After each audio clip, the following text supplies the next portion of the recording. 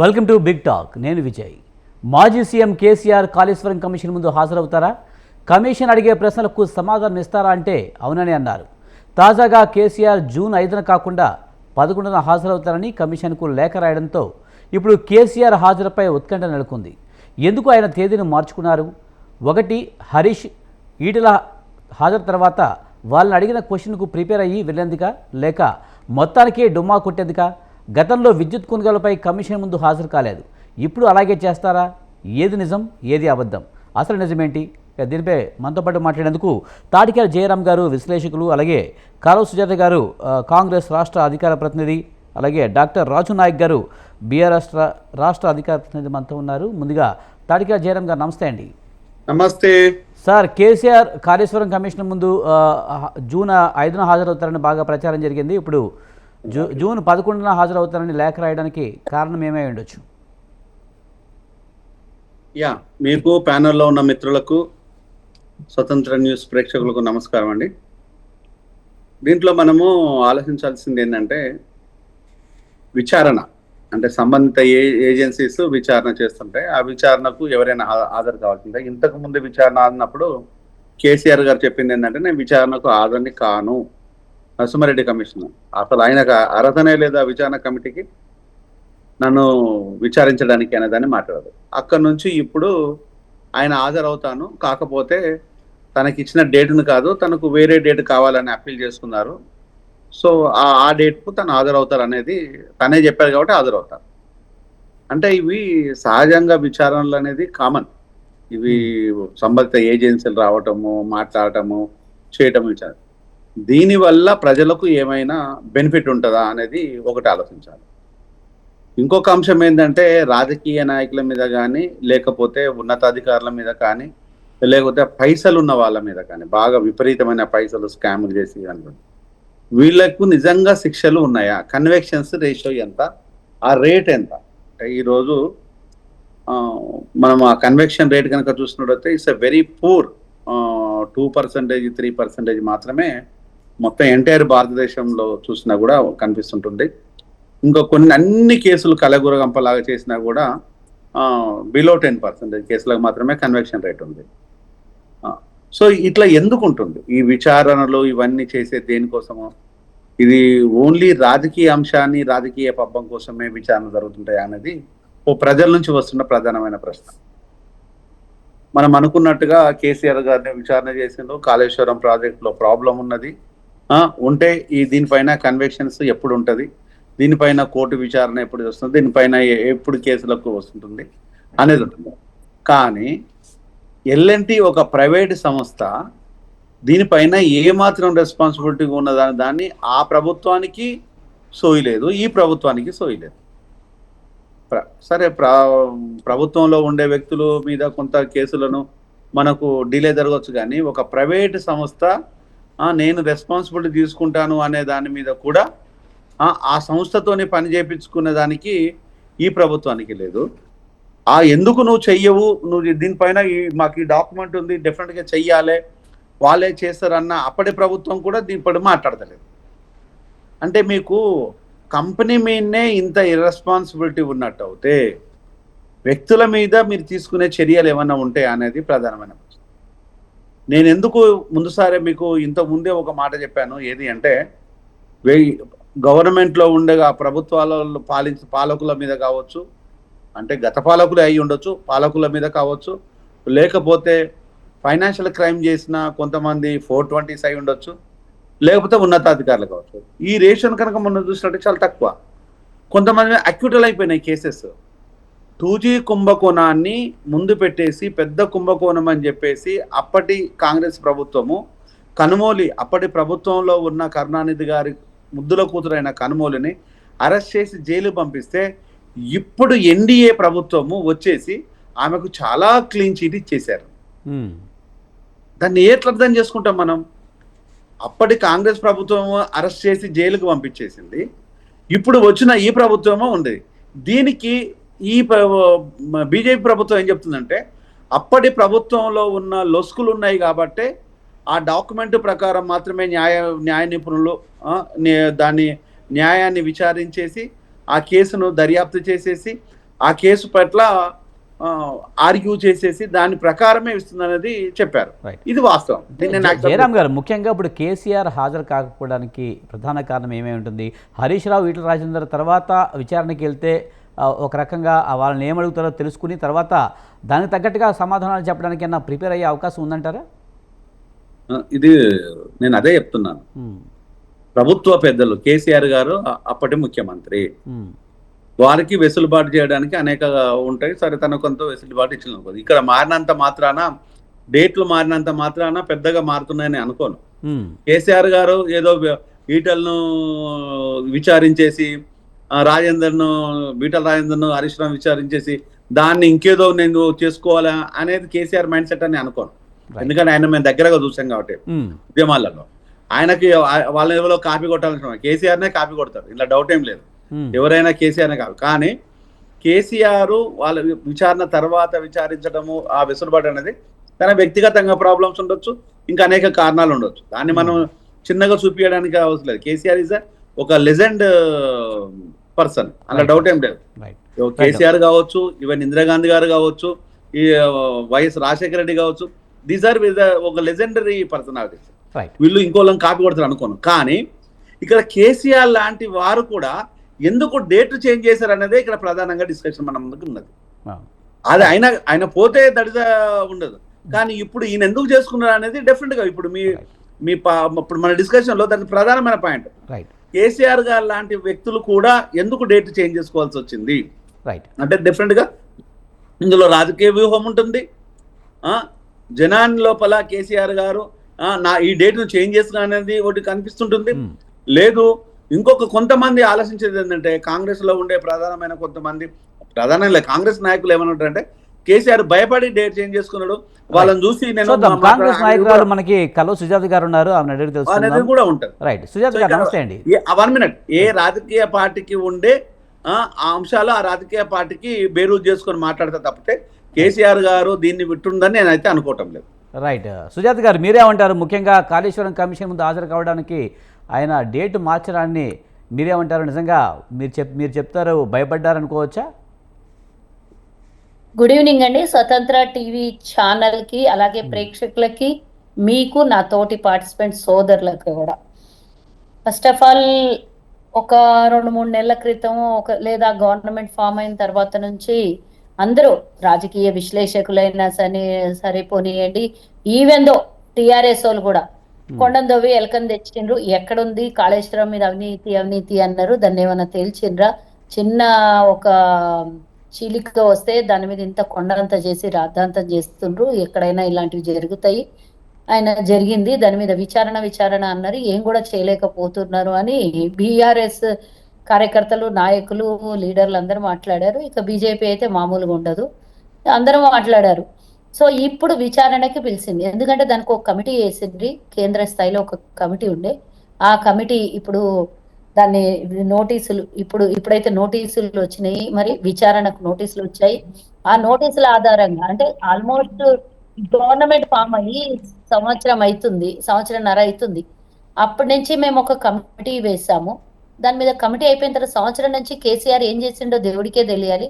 కానీ ఇప్పుడు కూడా ఇచ్చినటువంటి డేట్లలో హాజరు కాను అంటే తను ఒక మోనోపోలీ లాగా, తను ఒక పెద్ద, అంటే సీఎం, మాజీ సీఎం కాదనికి లేదు, కానీ విచారణకు పిలిచినప్పుడు గతంలో మీరు చూసిండ్రు, రాహుల్ గాంధీ గారు కానివ్వండి, నేషనల్ హెరాల్డ్ మీద విచారణకు పిలిచినప్పుడు సోనియా గాంధీ, మీకు తెలిసొచ్చు, సోనియా గాంధీ హాస్పిటల్లో ఉన్నా కూడా బీజేపీలు అసలు కనికరం లేకుండా, ఒక మహిళ లేకుండా, ఒక పెద్ద వయస్సురాలైనటువంటి సోనియా గాంధీ అనారోగ్యం పాలై ఆసుపత్రిలో ఉండి డిశ్చార్జ్ అయితే తనకప్పుడు ముక్కులో నుంచి రక్తం వస్తుండే. అయినా చాలా ఇబ్బందులు ఉంటే కూడా ఎట్టి పరిస్థితుల్లో విచారణకు రావాలని వీళ్ళు నోటీసుల ద్వారా ప్రెజర్ పెడితే అంత అనారోగ్యంగా ఉన్నా కూడా విచారణకు హాజరయ్యారు. రాహుల్ గాంధీ ఇంకా ఎవరైనా సరే విచారణకు హాజరయ్యారు. ఎవరికి కూడా అతీతం కాదు, పిలిచినప్పుడు తప్పకుండా నోటీసులు వస్తే వెళ్లాల్సిందే. ఈడీ కానీ, సిబిఐ కానీ, ఏదైనా సరే విచారణకు పిలిచినప్పుడు వెళ్లాల్సిందే. మరి ఇప్పుడు సంవత్సరం నుంచి దీని మీద ఏమీ కేసీఆర్ రివ్యూ చేసుకోలేదా? లేకపోతే దీని నుంచి తప్పించుకోవాలని ఎన్ని రకాలుగా ప్లాన్ చేసుకొని ఉండడా? అన్నీ ఉంటాడు. అయినా కూడా ఇప్పుడు ఇచ్చినటువంటి డేటు ఈరోజు పిలిచింది. నేను ఎందుకు పోవాలి? నేను ఒక మాజీ ఆ సీఎం. ముఖ్యమంత్రిని. ఉమ్. అందులో నేను కాళేశ్వరం దగ్గరుండి రక్తం రక్తం బొట్టు బొట్టు ఓడిచి కట్టినా, నా చెమట రక్తం చేసి కట్టినా, ఇంత చేసిన దానికి వీళ్ళు నన్ను పిలిస్తే నేను పోతానా, నా ఇష్టం వచ్చిన నేను డేటుకు పోతా అనుకునేటటువంటి ధోరణి కేసీఆర్ది మనకు తెలుసు అన్నిటిలో. కానీ సుజాత్ గారు, అసెంబ్లీకే రాడు హాజరు కేసీఆర్. అనేది తప్పనిసరి కాదు. ఆ కేసీఆర్ విచక్షణ వరకే వెళ్ళొచ్చు అనే వాదన కూడా ఉంది. కేసీఆర్ మరి హాజరు తప్పనిసరి అంటే కానప్పుడు అది హాజరు అవ్వాలా రాను అని లేదా రాను అని అనేది చెప్పిన ఆశ్చర్యం లేదు కదా. రాను అని చెప్తే దాని తర్వాత నెక్స్ట్ ఏం యాక్షన్ ఉంటుందో ఉమ్. విచారణకు రాకపోతే వాళ్ళు చూసుకుంటారు కదండి. ఇంకా దాన్ని చట్ట పరిధిలో ఉన్నటువంటి దాన్ని హాజరవుతా ఏమవ్వదా, హాజరు కాకపోతే ఏమవ్వదా అనే విషయాన్ని నా పరిధిలోది కాదు, నేను మాట్లాడలేను అది. ఉమ్. నేను కేవలం నేను పార్టీ పరంగా ప్రభుత్వ పరంగా మాట్లాడగలుగుతాను కానీ అధికారికంగా అది దాని మీద ఉన్న చట్ట పరిధిలు నాకైతే తెలీదు, నేను ఉమ్. మాట్లాడలేను కూడా. కాబట్టి కేసీఆర్ అసెంబ్లీకే రాడు, గెలిపించినటువంటి నియోజకవర్గం ప్రజలకు కూడా కనీసం పట్టించుకున్నటువంటిది. ముఖ్యమంత్రి ఉన్నప్పుడైతే ఇక పూర్తిగా దూరము దారుణము. ఫామ్ హౌస్ నుంచి బయటికి 6 నెలలకు ఒకసారి వెళ్లకుండే, పాలన గాడికి వదిలేసి వాళ్ళ కొడుకు బిడ్డ అల్లుడు మాట్లాడుతుండే.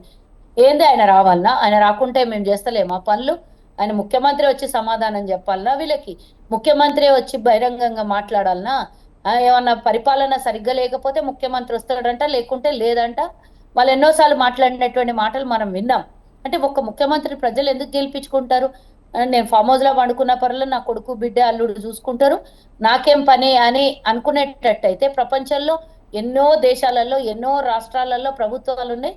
వాళ్ళ కింద పనులు అధికారులు బిడ్డలు కొడుకులు అల్లుళ్ళు చూసుకునేటట్టయితే మనకెందుకు పదవి? ఇంకెవరికైనా ఇచ్చేయచ్చు. మనం పనికిరాని నువ్వు వస్తేనే పని జరుగుతుందా అనుకునేటందుకు అధికారం ఎందుకు? ఉమ్. ఇప్పుడు కూడా ఒక ఎమ్మెల్యేగా, గజ్వేల్ ప్రజలు గెలిపించినటువంటి ఒక ఎమ్మెల్యేగా కనీసం ఇప్పటి నుంచి సంవత్సరంన్నర నుంచి ఇప్పటిదాకా కేసీఆర్ గజ్వేల్ ప్రజలకు మొహం చూపేయలేదు, ఫామ్ హౌస్ లో నుంచి బయటికి వెళ్ళలేదు. ఒక ప్రతిపక్ష నాయకుడిగా అసెంబ్లీలో 6 నెలలకు ఒకసారి ఎప్పుడైనా అసెంబ్లీ జరిగినప్పుడు సంతకం పెట్టి ఆయన జీతం తీసుకోవడానికి లేదా సస్పెండ్ అవుతారు అటెండెన్స్ లేకపోతే అని, అప్పుడు మాత్రం వచ్చి అటెండెన్స్ ఇచ్చి వెళ్ళిపోతాడు. ఉమ్. మనం ఒక అసెంబ్లీ ఒక చట్టాన్ని ఒక శాసనం రాసేటటువంటి అసెంబ్లీలోనే కేసీఆర్ ఇష్టం ఉంటే వస్తాడు, లేకపోతే లేదు. ఇప్పుడు చట్టాన్ని గౌరవిస్తాడని నేను ఎట్లా అనుకుంటాను? రాజ్యాంగాన్ని గౌరవించినోడు చట్టాన్ని కూడా గౌరవిస్తాడని నేనైతే అనుకోను. ఎప్పుడైనా తప్పించుకొని తిరుగుదాం. ముందు 5వ తారీఖు అన్నాడు, ఆ తర్వాత 11 అంటున్నాడు, ఆ తర్వాత ఇంకేమైనా డేట్లు మార్చొచ్చు, ఆ తర్వాత ఆయనకు దిమ్మ తిరిగితే నేను రాను అని కూడా చెప్పొచ్చు, ఏమన్నా జరగవచ్చు. కానీ అది చట్టం పరిధిలో ఉన్నప్పుడు రాకపోతే ఏం చేయాలో, మరి వస్తే ఏంటో అనేది చట్టం అంటే చూసుకుంటుంది. దానికి నేను కాళేశ్వరం కమిషన్ మాట్లాడను. చాలా మందిని విచారించింది, వందల మందిని విచారించింది. ఇప్పటి వరకు కూడా ఎలాంటి కీలక విషయం బయటకు రాని పరిస్థితి. ఇప్పుడు కేసీఆర్ని విచారిస్తే ఏమైనా కీలకమైన విషయాలు వస్తాయని మీరు అనుకుంటున్నారా? ఇదంతా రాజకీయ కక్ష అని అయితే బీఆర్ఎస్ లేదండి. అయితే ఇప్పటికే చెప్తుంది. కాళేశ్వరం విషయంలో 100 కోట్ల ఆస్తులకు పైగా దొరికి వ్యక్తిని అరెస్ట్ చేసినటువంటి ఇంజనీర్ అనుకుంటా, ఆ ఇంజనీర్ని అరెస్ట్ చేసినటువంటి విషయం కూడా మనం గమనించాలి. మనం దొరకలేదు ఆధారాలని ఎలా అనుకుంటాము? ఎంతో మందిని విచారణ చేశారు, ఆ విచారణ రికార్డ్స్ అన్ని పదిలంగా ఉంటాయి. కేసీఆర్ ని విచారణ చేసిన తర్వాత పూర్తిగా ఆధారాలన్నీ బయటకు తీసి ఏం చేయాలో అది చేస్తుండొచ్చు అధికారులు. దానికి మనము ఏం తేల్చలేదు అనే మాటని నేను కొట్టేస్తున్నా. ఎందుకంటే ఆల్రెడీ ఒక ఇంజనీర్ని అరెస్ట్ చేయడం కూడా జరిగింది. 100 కోట్లకు పైగా ఆస్తుల్ని కూడబెట్టుకున్నాడు, లాకర్లు ఉన్నాయి, కోట్ల రూపాయల ధనం దొరికింది, అన్ని మనం చూసాం. అంటే అదంతా కూడా కాళేశ్వరంలో అవినీతి అని అంటారా? ఇంజనీర్ అంతాను, లేకపోతే అతను వేరే విధంగా అవినీతి చేసి కూడా సంపాదించవచ్చు కదా? కాళేశ్వరం ఇంజనీర్ అనే పట్టుకున్నారు కదా ఆయనని. కాళేశ్వరం ఈ కాళేశ్వరంలోనే అవినీతి జరిగింది, తద్వారా సంపాదించిన ఆస్తులు అని ఏమన్నా తేలిందండి? అవును అవును అవును, దాని మీదనే విచారణ చేసి పట్టుకున్నారు, దొరికాడు. ఆయన ఒక్కొని దగ్గరనే ఇంత ఉంటే రైట్ రైట్. ఒక్క నిమిషం అట్లా కాదు, నువ్వు తర్వాత మాట్లాడొచ్చు, నీకు వచ్చినప్పుడు మాట్లాడి. అట్లా కాదని ఎట్లా అంటావు? ఎట్లనన్నా ఉంటది, ఎట్లనన్నా అవుతుంది. నేను మాట్లాడుతున్నా కదా, మాట్లాడి కొంచెం. అంటే ఏదైనా కావచ్చు, కేసీఆర్ ఇష్టానుసారంగా అసెంబ్లీని వాడుకున్నప్పుడు ఫామ్ హౌస్ కి అంకితమైన కేసీఆర్ ఎట్లాగో ఇంట్లో 4 కుంపట్లు అయినాయి, రకరకాల గొడవలు జరుగుతున్నాయి, దాని మీద మీడియా ఫోకస్ చేయకుండా ఇది డైవర్షన్, మళ్ళీ ఇంకో డైవర్షన్. ఈ రోజంతా రేపు ఈ రోజంతా మీడియా ఇదే డిస్కషన్ చేసుకోవాలి కదా. అటు కవిత లొల్లి, కేసీఆర్ కేటీఆర్ హరీష్ రావు లొల్లి పక్కన పెడితే ఓ 2 రోజులు మళ్ళీ చర్చ కావాలి. ఇది చర్చ అయినాక ఇంకో డేట్ ఇస్తాడు. అట్లా కొనసాగుతూ ఉండాలి చర్చ. వాళ్ళకి అలవాటే కదా. గతం నుంచి మనం చూస్తున్నాం, చర్చని డైవర్షన్ చేయాలి. టాపిక్ డైవర్షన్ అయితే 2 రోజులు మీడియా కాన్సన్ట్రేషన్ వేరే చోటుకు పోతుంది. అంతా అలవాటైనటువంటి వాళ్ళకు వెనతో పెట్టినటువంటి విద్య కాబట్టి కాన్సన్ట్రేషన్ చేంజెస్ కోసం రకరకాల వ్యూహాలు పన్నుతారు. ఇంకోటి మనం అనుకున్నట్టే లేదా హరీష్ రావు ఈటల రాజేందర్ వెళ్ళిన తర్వాత మొన్న ఫామ్ హౌస్ లో కలుసుకున్నారు అనే మాట కూడా ఒకటి బయటకు వచ్చింది, మనం విన్నాము, చూసాం. సో ఆ ప్రకారంగా మనం అందరం ఒకటే మాట మాట్లాడాలి, వేరే మాట మాట్లాడొద్దు విచారణలో అని వాళ్ళు డిస్కషన్ చేసుకున్నారు అనే ఒక మాట కూడా మనకు వచ్చినటువంటి సమాచారం.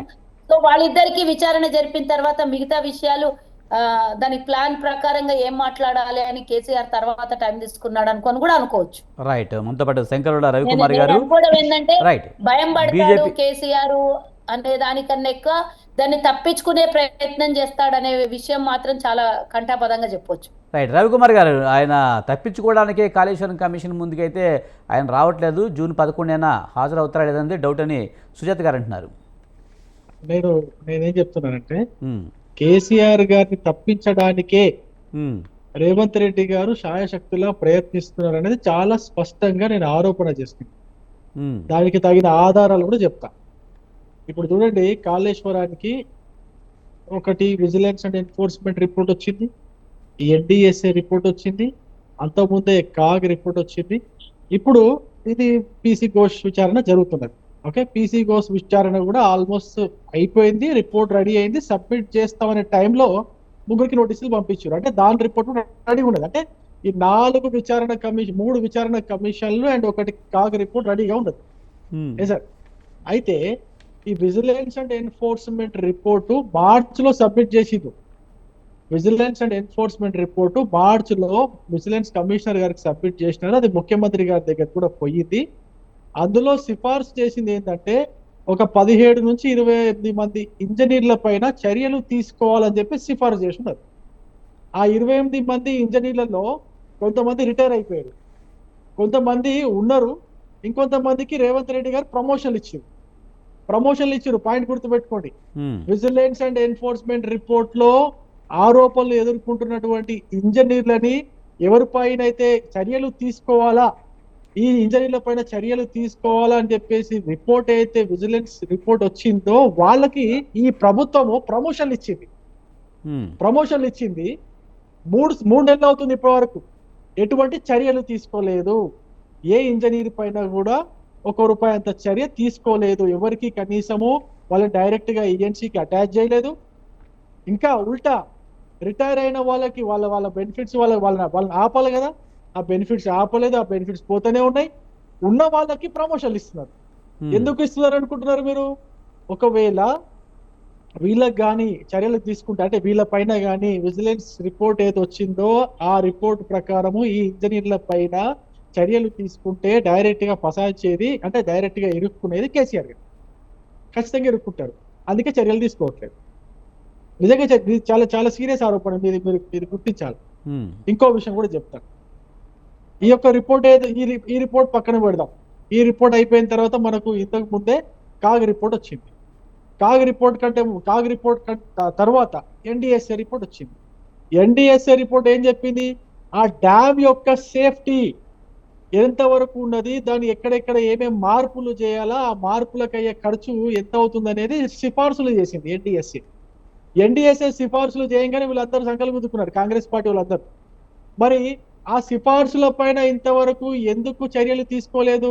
లింక్ ఎక్కడ కలుస్తుంది అంటే, ఈ విచారణ కమిషన్ ఎవరిపైన అయితే చర్యలు తీసుకోమని చెప్పిందో వాళ్ళందరూ ఇప్పుడు ప్రమోషన్, పదోన్నతులు పొంది పైన ఉన్నారు. ఈ ఎన్డీఎస్ఏ సిఫార్సులు కానీ అమలు చేస్తే వీళ్ళందరూ మళ్ళీ ఇరుక్కున పడతారు. అర్థమవుతుందండి? అదొకటి. దాని తర్వాత ఇది రవికుమార్ గారు, నిజంగా కాంప్రమైజ్ అవ్వాల్సిన అవసరం ఏముంది కాంగ్రెస్ ప్రభుత్వం అసలు కేసీఆర్ విషయంలో? ఎందుకంటే రేవంత్కి కేసీఆర్కి పడదు, గతంలో జైలుకి పంపించారు, ఆ కక్ష ఉంది కొంత. ఖచ్చితంగా కేసీఆర్ని జైలుకి పంపిస్తారన్న మాట ఎప్పటి నుంచో జరుగుతూ ఉంది. కావాలని ఇవన్నీ కూడా రాజకీయ కక్షను చేస్తున్నారని చెప్తున్నారు. మరి ఇలాంటి నేపథ్యంలో కాంప్రమైజ్ అవ్వాల్సిన అవసరం ఏంటి? రాజకీయ కక్ష కాదు, రాజకీయ అవసరం కోసము రేవంత్ రెడ్డి అంటే ఫుల్ ఒక మెజారిటీ ఉంది కదా, సంవత్సరంన్నర- అవసరం ఏముంది వినండి. బీఆర్ఎస్? నేను అదే చెప్తాను వినండి. ఒక సంవత్సరంన్నర నుంచి అంటే Hmm. పోయిన సంవత్సరము ఎప్పుడు మార్చిలో ఏమో ఆయన కమిషన్ వేసిండు, విచారణ కమిషన్ వేసిండు. అప్పటి నుంచి ఇప్పటి వరకు కూడా ఇది కాంప్రమైజ్ ఏ విధంగా చేసుకోవాలనే దాంట్లోనే పోతున్నాడు. దానికి తగ్గట్టుగా బ్లాక్ మెయిల్ చేస్తున్నాడు, బ్లాక్ మెయిల్ చేసే ప్రయత్నం చేస్తున్నాడు. బ్లాక్ మెయిల్ చేస్తూ చేస్తూ కొందరిని లోపరుచుకొని కొందరి ద్వారా వీళ్ళని బెదిరించి ఆయనకి ఎంత కావాలో అంత వసూలు చేసుకునే ప్రయత్నమే చేస్తున్నాడు. మొట్టమొదటి ప్రియారిటీ ఈ ముఖ్యమంత్రిది ఇది. రాజకీయ అవసరాలు సెకండ్ ప్రియారిటీ. రాజకీయ అవసరాలు ఏ విధంగానో అవి ఇన్బిల్ట్ అయి ఉంటాయి. ఒకసారి ఈయన బెదిరించో బ్లాక్ మెయిల్ చేసో ఏదో విధంగా మనకు రావాల్సిన ముఠ చెప్పుకుంటే ఆటోమేటిక్ గా అది వచ్చేంత వరకు రాజకీయంగా దాన్ని వాడుకుంటూనే ఉంటారు. ఇప్పటికే 4 రిపోర్ట్ వచ్చినాయండి. 4 రిపోర్ట్ల పైన ఇప్పటికే మొన్న కేబినెట్ సమావేశం జరిగింది. మొన్న ఆదివారం రోజు జరిగింది. కేబినెట్ సమావేశంలో దీనిపైన కూడా డిస్కషన్ చేసినారు. డిస్కషన్ చేసిన తర్వాత విజిలెన్స్ కమిషనర్ పంపించినటువంటి సిఫార్సుల పైన మంత్రివర్గంలో చర్చ జరిగింది. చర్చ జరిగిన తర్వాత అరే మరి మనం పదోన్నతులు ఇచ్చినాం కదా, వాళ్ళ పరిస్థితి ఏంటి అని చెప్పేసి వీళ్ళు మంత్రులు అడిగినారు. మంత్రులు అడగనే రేవంత్ రెడ్డి గారు ఒకటే మాట చెప్పినారు, మీరు అందరూ కాముగా ఉండండి, అది తర్వాత చెప్తా అని చెప్పేసి అందరు నోర్లు మూయించేసిండు. మూయించేసిన తర్వాత ఎవరు మంత్రులు ఎవరు మాట్లాడలేదు. దీన్ని బట్టి అర్థం ఏమవుతుందండి మనకి? ఇంకో విషయం కూడా చెప్తా. కాళేశ్వరం సరే ఒక నైతిక ఈ రెండు ఒక రకమైన వర్షన్స్. ఇంకో రకమైన వర్షన్ ముఖ్యమైనది. ముఖ్యమంత్రిగా బాధ్యత ఏముంటదండి? ముఖ్యమంత్రిగా ఈ రాష్ట్రానికి ఏవేవైతే పనులు చేయాలో ఆయన బాధ్యత తన ఒక దాని కమోడిటీగా. ఈ యొక్క ముఖ్యమంత్రి బాధ్యత ఏంటంటే ఈ ప్రాజెక్టు ద్వారా ఎంతవరకు రైతులకు ఈ తెలంగాణ రాష్ట్రానికి లాభం ఉన్నదో లెక్క చేయాలి. నిజంగానే లాభం ఉన్నదంటే దాన్ని కంటిన్యూ చేయాలి. ఎందుకంటే రైతులకు లాభం వస్తుంది అనుకోండి, వాటర్ వస్తున్నాయి, పంటలు పండుతున్నాయి, దాని తగ్గట్టుగా డబ్బులు వస్తున్నాయి, అప్పుడు నువ్వు ఖచ్చితంగా దాన్ని కంటిన్యూ చేయాల్సి ఉంటుంది. మరి ముఖ్యమంత్రి గారు కంటిన్యూ చేయట్లేదు. ఎందుకు చేయట్లేదు అంటే ఇప్పుడు ఏం లేదు, ఒక 1200 కోట్ల 1500 కోట్ల పెడితే ఆ బ్రిడ్జ్ ఎక్కడైతే ఆ క్రాక్స్ వచ్చినాయో వాటన్నిటిని రిపేర్ చేయొచ్చు అని చెప్పేసి ఎన్డీఎస్ఏ రిపోర్ట్ ఇచ్చి దాదాపు 3 నెలలు 6 నెలలు అవుతుంది. అంతకుముందే ఇచ్చింది ఎన్డీఎస్, ఎప్పుడు ఇచ్చిన కొత్త రిపోర్ట్ గా అంతకుముందే రిపోర్ట్ ఇచ్చింది. అయితే ఇప్పుడు దానికి తగ్గట్టుగా ఈయన ఏం చేయాలా, ప్రజలకు మేలు చేకూర్చేటట్టుగా తెలంగాణ యొక్క దీన్ని మనసులో పెట్టుకొని, తెలంగాణకు జరిగే లాభాన్ని మనసులో పెట్టుకొని దానికి కావాల్సిన రిపేర్స్ కావచ్చు, లేకపోతే మిగతా చర్యలు కావచ్చు తీసుకోవాలి. అది తీసుకోవట్లేదు. ఏం చెప్పింది ఇంతకుముందు కాగ్ రిపోర్ట్ ఏం చెప్పిందంటే, కాళేశ్వరం పైన ₹1 మనం ఖర్చు చేస్తే మనకు 52 పైసలు కూడా రిటర్న్స్ రావట్లేదు, అంటే వయబుల్ కాదు ఈ ప్రాజెక్ట్ అని చెప్పేసి చెప్పింది. వయబుల్ కాదు అని ప్రాజెక్ట్స్ చెప్పినప్పుడు కాగ్ రిపోర్ట్ చాలా స్పష్టంగా చెప్పిందండి, ఇది అందరూ చూసే ఉంటారు. అంతకు ముందు కూడా ఈ రాష్ట్రానికి సంబంధించినటువంటి ఇంజనీర్లు కూడా చెప్పింది ఇదే విషయం, ₹1 ఖర్చు పెడితే 52 పైసలు కూడా రావట్లేదు, ఇది ఒక పెద్ద గుదిబండలాగా తయారైందని చెప్పేసి చెప్పినారు. చెప్పినప్పుడు మరి రేవంత్ రెడ్డి గారు ఏం చేయాలండి, వెంటనే దానిలో ఎటువంటి మార్పులు చేస్తే ఈ ప్రాజెక్టు లాభదాయకమైన ప్రాజెక్టుగా మారుతుంది, కాళేశ్వరం ఇంకా పూర్తిగా 100% కంప్లీట్ కాలేదు, కాళేశ్వరానికి ఇంకొక 47,000 కోట్ల రూపాయలు ఖర్చు చేయాలా, ఇప్పటి వరకు 93,000 కోట్లు ఎంతో ఖర్చు చేసినారు, దాని తర్వాత ఇంకొక 47,000 కోట్లు ఖర్చు చేస్తే గానీ పూర్తి అవ్వదు, అంటే సగం బాధ్యత ఇంకా ఈ ప్రభుత్వం పైన కూడా ఉన్నది.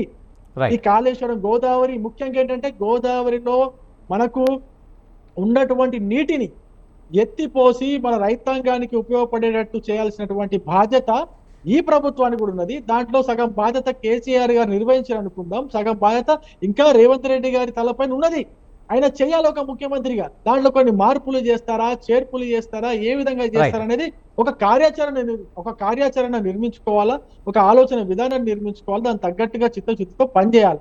అలా చేయకుండా కేవలం సమయాన్ని వృధా చేసుకుంటూ రాజకీయాల కోసం ప్లస్ బెదిరించి బ్లాక్ మెయిల్ చేసి ఆ ఇంజనీర్ల దగ్గర కావచ్చు, కాంట్రాక్టర్ల దగ్గర కావచ్చు, ఆఖరికి మాజీ ముఖ్యమంత్రి దగ్గర కావచ్చు, ఎంతవరకు మనం దండుకోవచ్చు అనే ఆలోచనతోనే ఉన్నాడు. కానీ తెలంగాణ ప్రజలకు ఏవైనా మనం చూసేది కాదు, మీరు ఆరోపణలు మాత్రమే చేస్తున్నారు. 100% నేను ఆరోపణలు చేస్తున్నాను, 100% నేను ఆరోపణలు చేస్తున్నాను. ఇందులో ఎటువంటి డౌట్ లేదు. ఎందుకంటే ముఖ్యమంత్రి రేవంత్ రెడ్డి గారి గురించి తెలిసిన వాళ్ళు ఎవరు అడిగినా కూడా ఖచ్చితంగా ఈయన బెదిరించడానికే, బ్లాక్ మెయిల్ చేయడానికే మొదట ప్రాధాన్యత ఇస్తాడని చెప్పేసి ప్రతి ఒక్కరు చెప్తారు. రైట్. ప్రతి మనతో ఒక్క పాటు లెక్క. రాజు నాయక్ గారు, డాక్టర్ రాజు నాయక్ గారు ఉన్నారు, బీఆర్ఎస్ రాష్ట్ర అధికార ప్రతినిధి, ఆయనతో మాట్లాడదాం. రాజు నాయక్ గారు, మీరు ఎలా చూస్తారు? కేసీఆర్ 11 హాజరవుతారా, లేకపోతే విద్యుత్ కమిషన్కి ఎలా అయితే లేఖ పంపారో ఇక్కడ కూడా అలాగే చేస్తారనేది ఒకటైతే, మన శంకరుల రవికుమార్ గారు ఏమంటున్నారంటే ఇది కాంగ్రెస్ బీఆర్ఎస్ కలిపి డ్రామా ఆడుతున్నాయి, ఇది కాంప్రమైజ్ రాజకీయం అని చెప్పి అంటున్నారు. నమస్తే అండి, మీకు ప్యానల్లో ఉన్నటువంటి పెద్దలకు నమస్తే, అలాగే స్వతంత్ర టీవీ ప్రేక్షకులకు నమస్కారం. శంకరవల రవికుమార్ గారు మాట్లాడిన, కాల్వ సుజాత గారు మాట్లాడింది, భారత రాజ్యాంగాన్ని లోబడి భారత రాజ్యాంగం కల్పించినటువంటి హక్కులు ఏదైతే గతంలో సేమ్ మన గోద్రా అల్లర్ల పైన కమిషన్ వేశారండి. గోద్రా అల్లర్ల పైన కమిషన్ వేసినటువంటి ముఖ్యమంత్రి నానావతి మెహతా కమిషన్ అని చెప్పేసి కమిషన్ వేస్తారు. కమిషన్ లో చివరికి ఆ కమిషన్ ని 100 రకాలుగా మార్చేసిన తర్వాత నరేంద్ర మోడీ గారిని కూడా పిలుస్తారు. నరేంద్ర మోడీ గారు 13 సార్లు డుమ్మా కొడతారు. దాన్ని డుమ్మా కొడితే తర్వాత హైకోర్టు నుంచి క్లీన్ చీట్ తీసుకొచ్చి అతని పేరు లేదన్నట్టుగా క్లీన్ గా చేపించుకున్నాడు. ఆ పరిస్థితి అంటే భారత రాజ్యాంగం, నేను మాట్లాడాలంటే అట్లా భారత రాజ్యాంగంలో ఉన్నటువంటి ఏవైతే లోపాలు ఉన్నాయో, లేకపోతే భారత రాజ్యాంగం కల్పించినటువంటి హక్కులు ఉన్నాయో, భారత రాజ్యాంగం చట్టం లోబడి మనిషి ఏ రకంగా రాష్ట్ర ముఖ్యమంత్రులు కానీ, ఇప్పుడు ఉదాహరణకు తీసుకుంటే రాజు నాయక్ గారు, నాకు డౌట్ వచ్చింది. ఇప్పుడు మీరు చెప్తున్నట్టుగా గుజరాత్ నరేంద్ర మోడీ గారు ఎన్నిసార్లు అయితే తప్పించుకున్నారో, విచారణకి వెళ్లకుండా క్లీన్ చిట్ తెప్పించుకున్నారో, చట్టంలో ఉన్న లొసుకుల గురించి చెప్తున్నారు. అంటే ఇక్కడ కేసీఆర్ కూడా అదే చేయబోతున్నాడా? నేను అది కాదు అంటున్నా. అంటే వాళ్ళు మాట్లాడినట్టు మేము చెయ్యము అని అంటున్నాను. నేను చెప్పేది అదే. నేను చెప్పేది ఏంటంటే, నానావతి మెహతా కమిషన్ వేసినప్పుడు కొన్ని రోజుల పాటు అదృశ్యం అయిపోయిండు మోడీ గారే ముఖ్యమంత్రిగా ఉండి, మోడీ గారే కమిషన్ వేసి, మోడీ గారికి చివరికి అది మెడకు చుట్టుకొని రకరకాలుగా అయింది. నేనేమంటున్నా, ఆ రకంగా కేసీఆర్ గారు ఉండరు. తెలంగాణ ప్రదాత అయినటువంటి కేసీఆర్ గారు కాళేశ్వరం పైన మీరేమనుకుంటారంటే, కాళేశ్వరం పైన అవినీతి, ఈ కమిషనే ఒక డొల్ల కమిషన్. ఈ కమిషన్ వేయడమే భారత పార్లమెంటు, సాక్షాత్ భారత పార్లమెంటు కాళేశ్వరంలో అవినీతి జరిగినట్టు మా దగ్గర ఆధారాలు లేవు, ఇది మా కమిషన్ కు అంటే మాకు సంబంధించి ఎక్కడ కూడా దీనిపైన అవినీతి జరిగినట్టు ఎలాంటి ఆధారాలు రాలేదు, మా దగ్గర లేవు అని చెప్పేసి భారత పార్లమెంట్ ప్రకటిస్తుంది. ఇదే భారత బీజేపీ ప్రభుత్వము. అడిగే క్వశ్చన్ అడిగే వాళ్ళు ఎవరైతారంటే, ఈ కాంగ్రెస్ కి సంబంధించినటువంటి ఈనాటి మంత్రి, ఆనాడు ఎంపీ అయినటువంటి ఉత్తమ్ కుమార్ రెడ్డి గారు అడుగుతారు. పార్లమెంట్ క్లీన్ చిట్ ఇస్తుంది. అదే ఎన్డీఏకి సంబంధించినటువంటి కొంతమంది నాయకులు వస్తారు, ఇక్కడికి వచ్చి ఏమని పోతారంటే, ఒకరేమో కాళేశ్వరం ఏటీఎం అంటారు, ఇంకొకరేమో కాళేశ్వరం ద గ్రేట్ ఇంజనీరింగ్ వ్యవస్థ అని అంటారు. అంటే డబల్ మాటలు మాట్లాడినటువంటి బీజేపీ ఒకవైపు అయితే, కంప్లీట్ గా కమిషన్లతోటి, అంటే ఒకవైపు ఏమో మంచి చేసినటువంటి దాంట్లో ఆపుకుంటూ కమిషన్లతోటి హనీమూన్ బాట పట్టినట్టు. రాజు నాయక్ గారు, మీరు చెప్పినట్టు కాళేశ్వరం ప్రాజెక్టు చాలా గొప్పదైతే ఉండొచ్చు, కానీ కాదనట్లేదు. ఇప్పుడు అక్కడ నాణ్యతా ప్రమాణాలు పాటించలేదు, అక్కడ బీటలు వారింది, పిల్లర్లు కుంగిపోయిన పరిస్థితి కనిపిస్తుంది. ఇది కూడా దీని మీద కూడా కుట్ర ఉందంటారా? మరి నేను ఆ పాయింట్ కే వస్తున్నానండి. నాకు కొద్దిసేపు మాట్లాడనియండి. నేనేమంటున్నానంటే, కాళేశ్వరము అనేది ఒక చిన్న మేడిగడ్డ బ్యారేజ్ కో, లేకపోతే ఇంకొక బ్యారేజ్ కో, ఒక దగ్గర ఆగిపోయినటువంటిది కాదండి.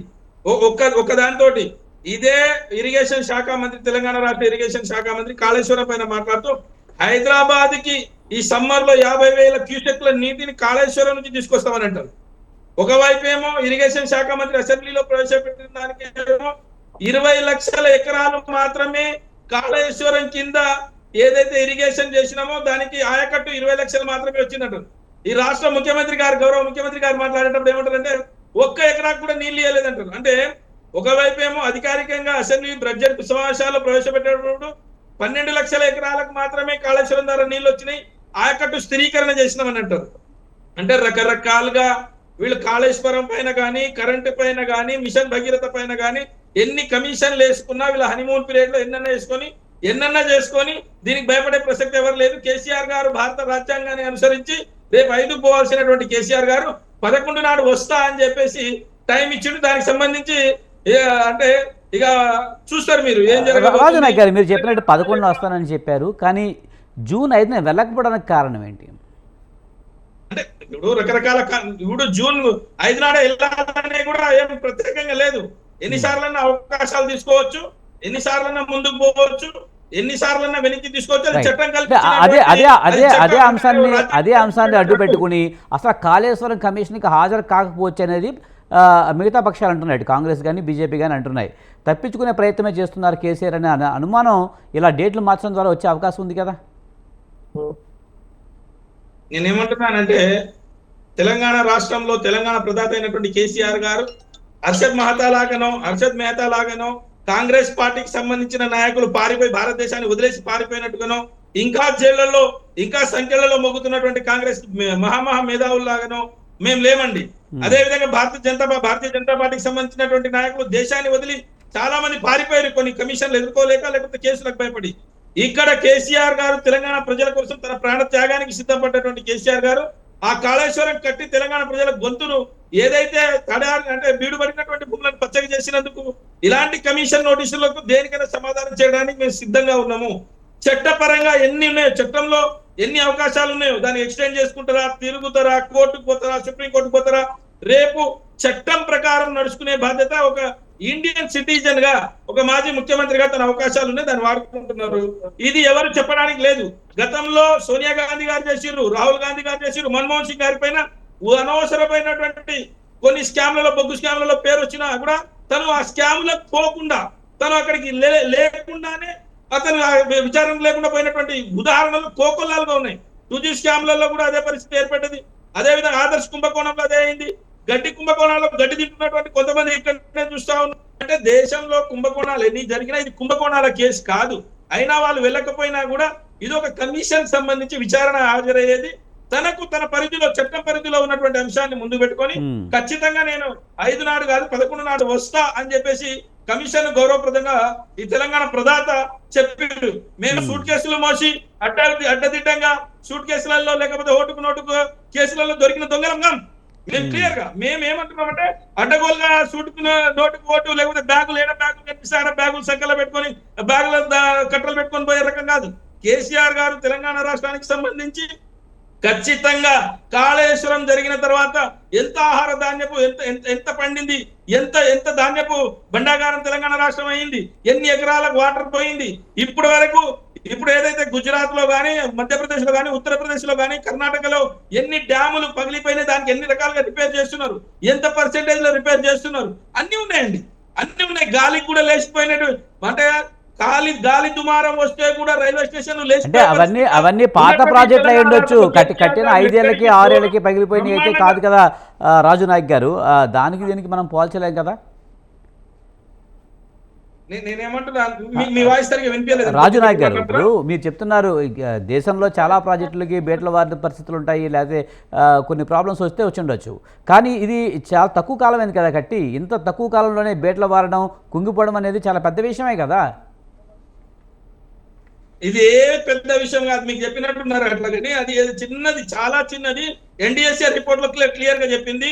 భారత పార్లమెంట్ వాళ్ళు కూడా క్లియర్ గా చెప్పింది. దాని చిన్న రిపేర్ చేసి అయిపోయేదని ఇక్కడ ఉన్నటువంటి ఇంజనీరింగ్ సిఈలు, SCలు, EEలు, ENCలు క్లియర్ గా చెప్పిన ప్రతి ప్రాజెక్ట్ లో పగుళ్ళు వస్తాయి. శ్రీశైలం నిర్మించేటప్పుడే, నాగార్జున సాగర్ నిర్మించినప్పుడు కూడా నిర్మిస్తున్నటువంటి క్రమంలో ఇంకా నీళ్లు రాలేదు, బయటికి పోలేదు, ప్రజలకు అందనే లేదు. అప్పుడే కాంగ్రెస్ కట్టినటువంటి ఆ ప్రాజెక్టులు ఏవైతే ఉన్నాయో చిన్న చిన్న తప్పిదాల పెచ్చులు ఊడిపోవడం, కింద కుంగిపోవడము, ఆ తర్వాత చంద్రబాబు నాయుడు కట్టినటువంటి ప్రాజెక్టులు నీళ్లలో కుంగిపోయి అల్లంపూర్ మొత్తం మునిగిపోయిన, బ్యాక్ వాటర్ వచ్చి మునిగిపోయినటువంటి సంఘటనలు చాలా చూసినాం. దాని తర్వాత దాన్ని రిపేర్ చేసుకునేది అంటే రిపేరింగ్ వ్యవస్థ ఉంది. దీనికి కూడా చిన్నదానికి రిపేర్ చేసుకునే దానికి ఒక చిన్న దగ్గర పగుళ్ళు ఏర్పడితే అంటే మీరు రాజనాయక్ గారు మీరు విజువల్స్ లో చూసారో లేదో కానీ మాకైతే చాలా పెద్ద పగుళ్ళ అనిపిస్తున్నాయి రాజనాయక్ గారు. కేసీఆర్ గారు మీకైతే చిన్న పగుళ్ళలాగా చిన్నగా రిపేర్ చేస్తే అయిపోతున్నట్టుగా కనిపిస్తుందేమో, కానీ చూస్తే ఆ పిల్లలు కొంగడం కానీ పగుళ్ళు కానీ చాలా పెద్దగానే కనిపిస్తుంది. మరి టీవీలో కనుక అలా కనిపిస్తున్నాయో నాకు తెలియదు, కానీ మీరు చాలా చిన్నగా తీసేస్తున్నారు. నేను చెప్పేది కాదు ఇది, స్వతంత్ర టీవీగా మీరు నేను చెప్పేది కాదండి. అక్కడికి వెళ్ళినటువంటి అక్కడ పర్యవేక్షణ చేస్తున్నటువంటి పర్యవేక్షక ఇంజనీర్లు చెప్తున్నటువంటి మాట, అదే విధంగా నేషనల్ డ్యామ్ సేఫ్టీ అథారిటీ చెప్పినటువంటి మాట నేను చెప్తున్నా. ఏ ప్రాజెక్ట్ అయినా పగుళ్ళు, రిపేరింగ్లు, మరమ్మతులు కామన్ గా ఉంటాయి. మరమ్మతులు చేయాల్సినటువంటి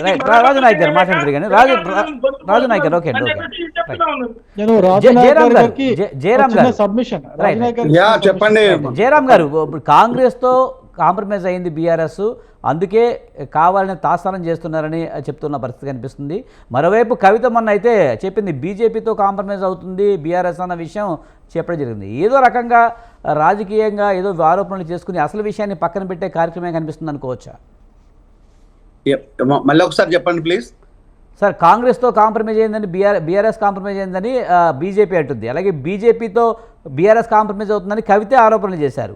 మొత్తానికి ఏదేమైనా సరే రాజకీయంగా వాళ్ళు సర్దుకుపోవడం తప్పించి కానీ అసలు విషయాన్ని పక్కన పెట్టారనే ఒక అనుమానం వస్తుంది. ఇది మీకు రాజకీయాలు అంటేనే విషయాన్ని తప్పితే అనవసర విషయాలన్నీ ముందు మాట్లాడుతుంటారు. ఇది రాజకీయం అనే దాని మీద ఏంటంటే డైవర్ట్ చేయాలి, లేదు అనుకుంటే దాచేయాలి, లేదనుకుంటే దోచేయాలి.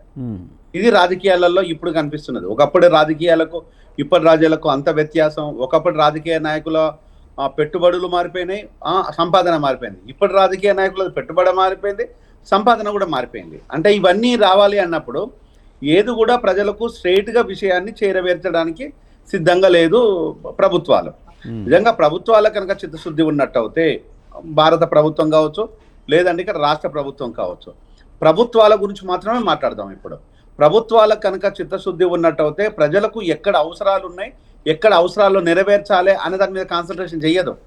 ప్రాజెక్ట్స్ మీద మాత్రము కాన్సన్ట్రేషన్ చేస్తున్నప్పుడు మాత్రము వాటికి సర్టిఫికెట్ ఇచ్చేది రాష్ట్ర ప్రభుత్వం చేసినప్పుడు కేంద్ర ప్రభుత్వం సర్టిఫికెట్ ఇస్తుంటుంది, కేంద్ర ప్రభుత్వం చేసేదానికి రాష్ట్ర ప్రభుత్వాల సర్టిఫికెట్ ఇస్తుంటాయి. ఈ సర్టిఫికెట్ల విషయాలు పక్కన పెట్టేస్తే ఇప్పుడు కాళేశ్వరం ప్రాజెక్టు విషయం లోపల ప్రజలకు ఉపయోగమా నిరుపయోగమా, ఇప్పుడు కాళేశ్వరం ప్రాజెక్టు మీద పెట్టుబడి ఎంత, దాని మీద వస్తున్న రైతులకు లాభం ఎంత అనే దానికి బేరూజు వేసినట్టు అయితే ఎవ్వరు కూడా మెడ మీద తలకాయ ఉన్న ఏ వ్యక్తి కూడా కాళేశ్వరం ప్రాజెక్టు మీద పెట్టుబడికి రైతులకు వస్తున్న రాబడికి అసలు దానికి సంబంధమే లేదు. ఈరోజు సంబంధమే లేదు, నష్టమే ఎక్కువ జరుగుతుంది. ప్రభుత్వము సొమ్ము, ప్రజల సొమ్ము నష్టం ఎక్కువ జరుగుతుంది అనేది వాస్తవాలు. ఈ వాస్తవాన్ని తెలియకుండా కాంగ్రెస్ ప్రభుత్వం ఉన్నదా, బీజేపీ ప్రభుత్వం ఉందా? ఈ విచార సంస్థలు తీసుకొచ్చేస్తున్నాయి, విచారణ చేస్తూనే ఉన్నాయి. ఈ విచారణ అనేది త్వరగా జరుగుతుందా అంటే ఈ ప్రభుత్వము ఉన్నంత కాలము లేకపోతే ఈ 5 సంవత్సరాలు ఈ విచారణ జరుగుతూనే ఉంటుందా? దీనికంటే ఎక్కడన్నా ఫుల్ స్టాప్ ఉంటుందంటే లేదు. రాజ్యాంగం మనం ప్రసాదించింది, చట్టాలు మనకి ఏం చెప్తున్నాయి అంటే విచారణ మాత్రమే చెయ్యండి అనేదాన్ని మాట్లాడుతుంటారు. విచారణ మాత్రమే చేస్తున్నాం, చూస్తున్నాం. కానీ ఇక్కడ ప్రజలకు అనేక అంశాల లోపల నష్టాలు జరుగుతున్నది. నీళ్లు లేక రైతులకు పంట పొలాలు ఎండిపోవడాలు కానీ, లేకపోతే ప్రాజెక్ట్ లోపల నీళ్లు లేకుండా ప్రాజెక్టులు ఎండిపోయిన తర్వాత కూడా మనం చూస్తున్న విషయాలు. దీనివల్ల రైతన్నలకు అనేది స్పష్టమైన నష్టం. రైతన్నలకే కాదు, ఇది రాష్ట్ర ప్రజలకు నష్టం. ఈరోజు రైతు పంట పండిస్తే తప్ప మనం తిండి తినలేని పరిస్థితి. అంతే తప్ప మనం స్వతహాగా ఏదో కుటీర పరిశ్రమలు లేవు కదా, అన్నాన్ని వండుకోవడానికి బియ్యము లేకుండా కూడా తిని బతకేయడానికి. అంటే ఈ రోజు మనము ఆహార ఆధారిత ప్రాంతాలు ఇవి. డెఫినెట్ గా మనం పిజ్జా బర్గర్లు తిని బతకట్లేదు, అన్నం మాత్రమే తింటాం. ఇది అందరికి తెలిసిన విషయమే. మరి దాని విషయం లోపల ఎలాంటి శ్రద్ధ ఉంది అనే దాని మీద ఉంటే జీరో. నెక్స్ట్ ఈ విషయాన్ని పక్కన పెట్టేస్తే ఈరోజు ప్రజలకు ఏది ముఖ్యము అంటే ఆరోగ్యం ముఖ్యం. అక్కడ ఏమైనా కాన్సన్ట్రేషన్ చేశారా అంటే అక్కడ కూడా ఏది లేదు. విద్య అవసరాలు ఉన్నది, విద్య కావాలి. విద్య ఉన్నట్టు అయితే చాలా విషయాల లోపల వాళ్ళ సెల్ఫ్గా వాళ్ళ ప్రాబ్లమ్స్ వాళ్ళు సాల్వ్ చేసుకుంటారు. అది స్కిల్డ్ ఎడ్యుకేషన్ కావచ్చు, టెక్నికల్ ఎడ్యుకేషన్ కావచ్చు, మెడికల్ ఎడ్యుకేషన్ కావచ్చు, లేదంటే ఇతర ఎడ్యుకేషన్స్ ఏవైనా కూడా ఉండొచ్చు. మరి వాటి మీద ఏమైనా కాన్సన్ట్రేషన్ ఇస్తే అక్కడ కూడా ఇది రాష్ట్ర ప్రభుత్వాలు కానీ కేంద్ర ప్రభుత్వం కానీ ఎక్కడ మాట్లాడదు. ఇప్పుడు దీన్ని ముందు పెట్టేసి ఓన్లీ కాళేశ్వరం తీసుకొచ్చి ముందు పెట్టడానికి గల కారణం ఏంటంటే రాజకీయం. ఇది రాజకీయంగా ఎదగాలి, రాజకీయంగా ఇంకొక వాళ్ళను దెబ్బ కొట్టాలి. అరే దెబ్బ కొట్టడానికి రాజకీయంగా ఎదగడానికి ఇది ఒక్కటే ఉన్నదా? ఇంకా అనేక అంశాలు ఉన్నాయి. ఇక్కడ రాష్ట్ర ప్రభుత్వం రాగానే చాలా వాటి మీద కామెంట్ చేసింది. ఒక్కటి కాదు, ఇది ఒక కాళేశ్వరం ప్రాజెక్ట్ ఒక్కటే కాదు, విద్యుత్ మీద కామెంట్ చేసేసింది, ఈరోజు భూముల మీద కామెంట్ చేసేసింది, హైడ్రా తీసుకొచ్చేసి ఈరోజు అవకతవకలు చాలా ఉన్నాయని కామెంట్ చేసింది. హైడ్రా ఎక్కడికి పోయిందో ఏమైపోయిందో ఎవరు తెలియదు. ఈరోజు చెప్తుంటే అనేక అంశాల మీద కామెంట్ చేసింది. మరి అనేక అంశాల మీద మొదలు పెట్టేసి ఈ ఒక్కదాని మీద ఎందుకు ఇక్కడ మనం విచారణ చేస్తున్నట్టు? ఈ ఒక్కదాని మీద జరగకుండా మిగతా జరగవా అంటే లేదు. గాడ్ నోస్, అది $1 మిలియన్ ప్రశ్న ప్రజలకు. కానీ రాజకీయ నాయకులకు తెలిసింది ఇది ఇలానే ఉంటుంది రాజకీయం అంటే, ఇది ఇలానే ఉంటుంది. నాకు మీరు హెల్ప్ చేస్తే నెక్స్ట్ మీకు నేను హెల్ప్ చేస్తాను. ఇది జరుగుతూనే ఉన్నది. రాజకీయాల్లో ఇది జరుగుతలేవా? నిజంగా కనుక మీరు దోషులను శిక్షించాలనుకుంటే నేను చాలా క్లియర్, ఈరోజు రియల్టర్లు దోపిడీదారులు ఈరోజు వచ్చేసి రోజుకు 100 కోట్ల స్కాములు చేసుకుంటూ పోతూ ఉంటే వాడి మీద చర్యలు ఎక్కడున్నాయి? వాడి మీద ఎక్కడున్న చర్యలు? ఈరోజు వ్యవస్థ ఎక్కడ పోయింది? పోలీస్ వ్యవస్థ ఎక్కడ పోయింది? ఈరోజు రాజ్యాంగం ఎక్కడ పోయింది? చట్టం ఎక్కడ పోయింది? అన్నమో రామచంద్ర అని చెప్పేసి హైదరాబాద్లో ఒక ఇల్లు ఉండాలని కోరుకుంటే ఆ ఇంటి మీద దోపిడీ జరుగుతూ ఉంది. ఈరోజు రియల్ ఎస్టేట్ సంస్థలు వచ్చేసినాయి, విపరీతమైన దోపిడీ జరుగుతుంది, విపరీతమైన చీటింగ్స్ మోసాలు జరుగుతున్నాయి. దాని మీద ఉందా? ఈరోజు కాళేశ్వరం ఈరోజు అంటే అడుగడుగున ఒక చీటింగ్ ఉంది, అడుగడుగున మోసం ఉంది. అంటే ఎవడొచ్చు కూడా ప్రజల్ని మాత్రమే మోసం చేస్తూ ఉంటే ఈరోజు పాలకులు వచ్చేసి ఇంకొక పాలకులు మోసం చేసిందని చెప్పుకోవడం అనేది విడ్డూరం. Right sir. అంటే ఈరోజు పాలకులకు శిక్షలు ఉండవనే విషయాన్ని నేను చాలా స్పష్టంగా చెప్పాను. ఈరోజు మీరు 1-2 కేసులు తీసుకున్న మినైతే ఈరోజు లాలూ ప్రసాద్ యాదవ్ మధు కూడా తీసుకున్నట్టు అవుతే, ఇంకొక చిన్న చిన్న కేసులు చూసినట్టు అవుతే ఈరోజు ఎంతమంది శిక్షలు పడ్డాయి? ఎంతమందికి ఉన్నాయి? ఎంతమంది దాని మీద శిక్షార్హులుగా ఉన్నారు? అలాగని చెప్పేసి ఈరోజు ఏ స్కాములు జరగలేదా? స్కాములు జరిగిందంటున్నారు, డబ్బులు పోయినాయి అంటున్నారు, ప్రజాధనం నష్టము అంటున్నారు. కానీ మరి వాళ్ళ మీద శిక్షలు ఇవ్వి అని ప్రజలు అడగనంత కాలము, ప్రజలు రోడ్ల మీదకి రానంత కాలము, ప్రజలు నిలదీయనంత కాలము, ఇది మీ ప్రభుత్వం వచ్చినప్పుడు మీ దోపిని మేము కప్పిపుస్తాము, మా ప్రభుత్వం వచ్చినప్పుడు మీ దోపిని కప్పిపుచ్చండి. ఇది ఒక అండర్స్టాండింగ్, వే ఆఫ్ అండర్స్టాండింగ్ గా మారిపోతుంది తప్పితే ఈరోజు కేసీఆర్ మీద విచారణ జరిగినా ఒకటే, జరగకున్నా ఒకటే. రైట్. సుజాత గారు నిజంగా ఇప్పుడు తాటికల్ జయరాం గారు చెప్పినట్టు విచారణ జరిగినా జరగకపోయినా ఒకటే, కేవలం రాజకీయ అవసరాల కోసమే ఈ ఫైట్ అంతా అని చెప్పి అంటున్నారు. ముఖ్యంగా అంత పెద్ద బ్యారేజీకి బేట్ల వారితే మీరు వచ్చిన తర్వాత దాన్ని ఎందుకు రిపేర్ చేయించలేకపోయారు అనేది కూడా ఒక పెద్ద ప్రశ్నగా మిగిలిపోయింది. దాని ద్వారా ప్రజలకు లాభం చేకూరే విషయంలో ఎందుకు నిర్లక్ష్యం వహిస్తున్నారంటూ కూడా మిగతా ప్రతిపక్షాలు అడుగుతున్నాయి. ఫస్ట్ ఆఫ్ ఆల్ బీజేపీ సోదరుడు రవి మాట్లాడిన దానికి ఆన్సర్ ఇచ్చి 1 by 1 నేను జయరామ్ అన్న వరకు వస్తాను. ఫస్ట్ ఈయన ఏమన్నాడంటే కేసీఆర్ ని తప్పిస్తుంది కాంగ్రెస్ అని రవి బీజేపీ సోదరుడు మాట్లాడుతున్నాడు. నిజంగా అలా జరుగుతుందా? కాంగ్రెస్ బీజేపీని తప్పిస్తుందా అని అంటే, బీఆర్ఎస్ ని తప్పిస్తుందా అని ఒక మాట వారు మాట్లాడే ముందు నిన్న రాజా సింగ్ అడిగినటువంటి ప్రశ్నలకి వీళ్ళ బీజేపీ దగ్గర నుంచి సమాధానం వస్తే ఎవరిని తప్పిస్తున్నారు అనే ఆన్సర్ వాళ్ళకే దొరుకుతుంది. ఎవరు అడగాల్సినటువంటి అవసరం లేదు. 4 రాష్ట్రాన్ని బీజేపీ నాయకత్వం నాశనం చేస్తుంది, కేసీఆర్ తో కుమ్మక్కై ఉన్నారు అని నేను మీ 4 బండారం బయట పెడతా. ఇప్పటిదాకా మీరు ఏమీ లేనోళ్ళు 4 ఈ రోజు కేసీఆర్ ని అడ్డం పెట్టుకొని అధికారంలో ఉన్న రోజులు మీరు దోపిడీ చేసింది అంతా వేల కోట్ల రూపాయలు ఎక్కడి నుంచి వచ్చినాయో కేసీఆర్ ని అడ్డం పెట్టుకొని అంత బండారం బయట పెడతా, నన్ను సస్పెండ్ అయితే చేసి చూడండి అని స్వయాన వీళ్ళ శాసన సభ్యుడు రాజా సింగ్ గారు చెప్పినటువంటి మాటలు పూర్తిగా రవికి అంటే ఆయనకు ఆన్సర్ దొరికిపోతుంది ఎవరిని తప్పిస్తున్నారు అనే మాటకి. అన్నిటికన్నా ముందు ఒక మాట నేను అడుగుతున్నా, ఎందుకు జాప్యం చేస్తున్నారు? ఇన్ని రోజులైనా కేసీఆర్ ని లోపలేస్తలేరు అని అడుగుతుంటే రవికి నాకు చాలా నవ్వాలో ఏడవాలో కూడా అర్థం కావట్లేదు.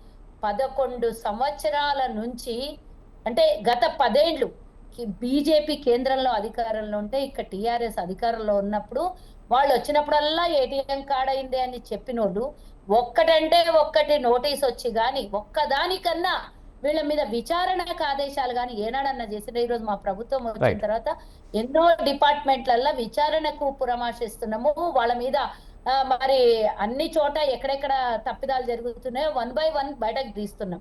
కానీ బీజేపీ కేంద్రంలో అధికారం ఉండి ఎన్నో విచారణ సంస్థలు ఉన్నా కూడా ఏ ఒక్క రోజు కేసీఆర్ కుటుంబానికి నోటీస్ రాలేదు. మరి ఇది వాళ్ళు 11 ఏళ్ల నుంచి గమనించాల్సినటువంటి అవసరం ఉన్నది. 17 నెలల నుంచి మా ప్రభుత్వం చేసిందేంది? మీ ప్రభుత్వం 11 సంవత్సరాల అధికారంలో ఉంటే కేసీఆర్ మీద ఏ ఒక్క విచారణ అన్నా చేసిండ్రా అనేది మీ ఇంకితానికే వదిలేస్తున్నా. కానీ ఇది 40,000 కోట్ల రూపాయలు, 45,000 ఏదో అన్నట్టున్నాడు ఇందాక, రిపేర్లు 45,000 కోట్ల రూపాయలతోని ఇప్పుడు ఈ ప్రాజెక్టు నిర్మాణం చేస్తే కాంగ్రెస్ చేయాల్సినటువంటి అవసరం ఉన్నది. చేస్తే ఇది మిగతా పని పూర్తి అయిపోతుంది అని రవి చెప్తున్నాడు. దాని నుంచి 1 ఎకరానికి కూడా లాభం లేదు అని చెప్తూనే మళ్ళీ 40,000 కోట్లు పెట్టమంటుండే. ఇప్పటికిప్పుడు 40,000 కోట్లు తెచ్చేది ఎక్కడా? దాని మీద మళ్ళీ స్పెండ్ చేసేది ఎక్కడా? పోనీ చేసిన తర్వాతనన్నా అది ఒక ఎకరానికి లాభం వస్తుందా? గతంలో మనం బాహుబలి మోటార్లు కాలిపోవడం చూపించినాం. ఇప్పుడు అన్నారం బ్యారేజు, అలాగే సుందిళ్ళ రెండు అనుకుంటా, సుందిళ్ళన్నా రెండు బ్యారేజీలు. సుజాత గారు, మీరు చెప్తున్నట్టు కాళేశ్వరానికి రిపేర్లు చేయించినా పెద్దగా ఉపయోగం లేదని చెప్తున్నారా? మరి ఇదే విషయాన్ని ప్రజలకు చెప్తారా? కాళేశ్వరం వల్ల ఏమీ అవసరం లేదు, కాళేశ్వరం రిపేర్ చేయించాల్సిన అవసరం లేదని చెప్పి అలా వదిలేస్తారా? నాకు చెప్పనండి, రవి అడిగిన మాటకి నేను 40,000 కోట్లు దాని మీద మళ్ళీ పెట్టాలి అని చెప్తే 40,000 కోట్లు ఉంటే అదే మళ్ళీ ఆ రోజు ప్రాణహిత చెవేళ్ళది 30% వర్క్ అయిపోయినండే, 8,000 కోట్లు ఖర్చు చేసిండే. దాంట్లో అయ్యేది 38,000 కోట్లు అయితే ఇప్పటికీ 1,00,000 కోట్లు బీఆర్ఎస్ ఖర్చు పెట్టింది. దాన్ని రీడిజైన్ పేరుతో తీసుకొని వచ్చి ఎత్తుడు పోసుడు దింపుడు ఎక్కించుడు ఆ పేరు మీద ఇప్పుడు మళ్ళీ మనం చేసి ఎంతవరకు లాభం వస్తుందని ప్రభుత్వం అంచనా వేయాలి, దాని మీద కమిటీ వేయాలి. ఇది చేస్తే పనికి వస్తుందా, చేయకుంటే పని ఇలానే వదిలేస్తే కనీసం ఇప్పటి వరకైనా ఖర్చుని దాని వడ్డీలు కట్టేసి వదిలేస్తే బాగుంటుందా అనేది ఆలోచన చేసుకోవాలి. ఇవన్నీ ఉంటాయి. ఒక్కసారి ఈ 1,00,000 కోట్ల వ్యయము, తర్వాత రాబోయే 45,000 కోట్ల గురించి ఆలోచించాలి కదా. ప్రభుత్వం దగ్గర ఇప్పుడు డబ్బులు ఉన్నాయా? దీన్ని ఇమీడియట్ గా రిపేర్లు చేస్తే బీఆర్ఎస్ నాయకులు అంటారు ఏదో కొంచెం రిపేర్లు చేస్తే అయిపోతుంది అంటే ఉట్టిగా చీలికలు వచ్చిందంటే ఇదిగో మీ విజువల్ లో కనబడుతున్నాయి. ఆ చీలికలు వచ్చినాయా, పర్రెలు ఇంత పెద్దగా వచ్చినాయా, మొత్తం కుంగిపోయినాయా? విచారణలో తెలిపినటువంటి నేషనల్ డ్యామ్ అథారిటీ వాళ్ళు తెలిసింది ఏందో మీకు మర్చిపోయి దాన్ని రివర్స్ చెప్తున్నటువంటి బీఆర్ఎస్ సోదరునికి నేను అడుగుతున్నా, వాళ్ళు ఇసుకలో కింద భూసారం మెత్తగా ఉంటే కూడా దాన్ని పట్టించుకోకుండా దాని మీద పిల్లర్లు వేసి కుంగిపోతాయని మేము రిపోర్ట్ ఇచ్చినా కూడా, ఇంజనీర్లు రిపోర్ట్ ఇచ్చినా కూడా పట్టించుకోకుండా కేసీఆర్ సొంత ఇంజనీరింగ్ వ్యవస్థని ఇందులో సొంతంగా సిమెంట్ బదులు సగం బూడిది కలిపి ఈ వర్క్ ని స్టార్ట్ చేసి కట్టి ఈరోజు తెలంగాణ ప్రజలకు ఒక పెద్ద గుర్దిబండలాగా మార్చినటువంటి కాళేశ్వరానికి చిన్న చిలికలు అని చెప్తున్నాడు. రిపేర్ చేస్తే సరిపోతుంది అని రిపోర్ట్ ఇచ్చింది అని చెప్తున్నారు. అసలు ఇది పనికి రాదు ఈ 2 బ్యారేజీలు అని ఆల్రెడీ ఇచ్చినటువంటి రిపోర్ట్ ని దాన్ని మార్చేసి మన ముందు మళ్ళీ ఈ విధంగా మాట్లాడుతున్నటువంటి బీఆర్ఎస్ సోదరుల ఇంకితానికే వదిలేసిన. అసలు ఎట్లా అవసరం వస్తే అట్లా మాట్లాడేస్తారు, ఎట్లా అబద్ధాలు కావాలంటే అట్లా కల్పితం చేసుకొని మాట్లాడతారు. అసలు ఇది ఎంతవరకు 1,00,000 కోట్లు దాని మీద ఇన్వెస్ట్ చేసినాము, మళ్ళా ఎంత రిటర్న్స్ వస్తాయి, మళ్ళా ప్రభుత్వం మీద కరెంటు వ్యయం ఎంత పడుతుంది, ఎకరానికి వచ్చే ఖర్చు ఎంతనో ఇంతకు ముందు ఎన్నోసార్లు క్యాలిక్యులేషన్ చేసుకొని మనం డిబేట్లలో మాట్లాడాం. మళ్ళీ ఆ గుదిబండని మళ్ళా ప్రజల మీద కానీ ప్రభుత్వం మీద డైరెక్ట్ ప్రభుత్వం మీద పడ్డా అది ప్రజల మీదనే భారం కదా. ఎంతవరకు అనేది ఈ విచారణ తేలిన తర్వాత ఏంది అనేది ఆలోచించుకుంటది ప్రభుత్వం. కానీ ఇప్పటికిప్పుడే మళ్ళీ రిపేర్లు చేసి మళ్ళీ ఇంకో బ్యారేజ్ కాడ ఇలాంటి తూట్లు వచ్చి ఇంత పెద్ద బ్యారేజీ కుంగిపోయిందంటే మళ్ళీ ఎవరినైతే సుజాత గారు మన టైం తక్కువ ఉంది, మిగతా వాళ్ళతో కూడా మాట్లాడదాం. రైట్ రవి గారు, రైట్ సుజాత గారు రైట్ మీరు మాట్లాడారు. ప్రభుత్వం రవి గారు అయిపోయింది, ఇంకా మళ్ళీ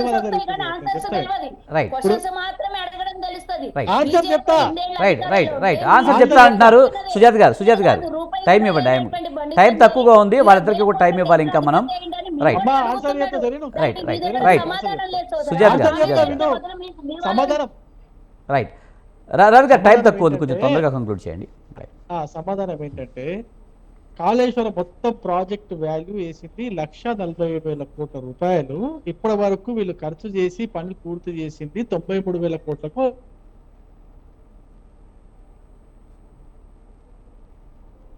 రైట్ రవికుమార్ గారు మీరు స్ట్రక్ అయిపోయారు, మీ వాయిస్ రావడం లేదు. రైట్ రాజు నాయక్ గారు, ఏదేమైనా నాణ్యత లోపాలతో అయితే ప్రాజెక్ట్ అయితే కుంగిపోయిన పరిస్థితి కనిపిస్తుంది. ఇందులో అతిపెద్ద కుంభకోణం జరిగిందనేది కూడా ఏం చెప్తున్నారంటే కాళేశ్వరంలో కొన్ని మార్పులు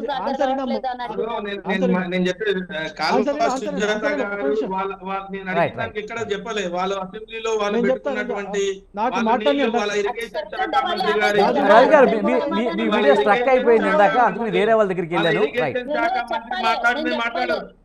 వాళ్ళ ఇరిగేషన్ శాఖ మంత్రి మాట్లాడారు, దానికి బడ్జెట్ అలొకేషన్ ఎంత అయింది, దాని ఆయకట్టు ఎంత అది మాట్లాడారు. నేను మాట్లాడలేదు.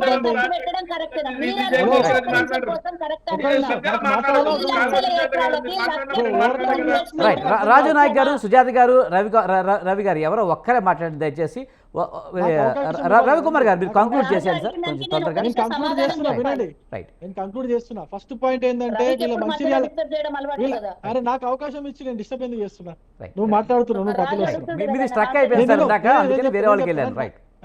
ఇప్పుడు మీ మంచిర్యాల ఎమ్మెల్యే అడుగుతున్నది ఏంటంటే దాన్ని మార్పులు చేసి తమ్మిడిహెట్టి ఏదైతే ఒరిజినల్ ప్లాన్ ఉందో ఒరిజినల్ ప్లాన్ ప్రకారము అక్కడ ప్రాజెక్ట్ కడితే దాంట్లో కొన్ని చిన్న చిన్న రిపేర్లు చేసి కొంచెం వర్క్ చేస్తే కాళేశ్వరం మళ్ళీ అరే మీరు మీరు మీరు డిపిఆర్ పంపియండి, మీరు డిపిఆర్ పంపియండి, మీరు డిపిఆర్ పంపియండి ఇస్తారు.